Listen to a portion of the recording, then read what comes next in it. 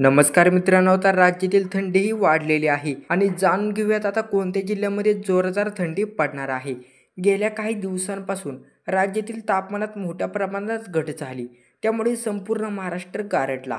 कारण बंगालची उपसागरावरील वादळी वाऱ्यांनी थंडीचं प्रमाण वाढवलं. अशातच उत्तरेकडून येणाऱ्या शीतलहरींनी देखील गारठ्याचं प्रमाण जास्त प्रमाणात वाढवलं आहे.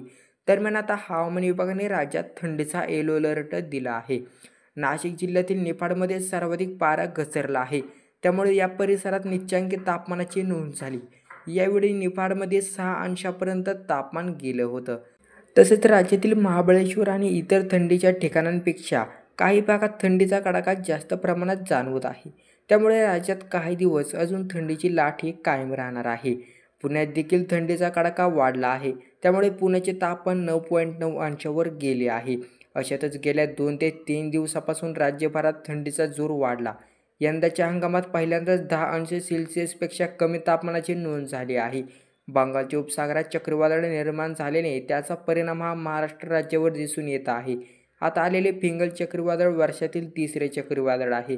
यापूर्वी आलेल्या दाना चक्रीवादळामुळे ओडिशा आणि पश्चिम बंगालमध्ये मोठे नुकसान झाले. आता फिंगलने चिंता वाढवली.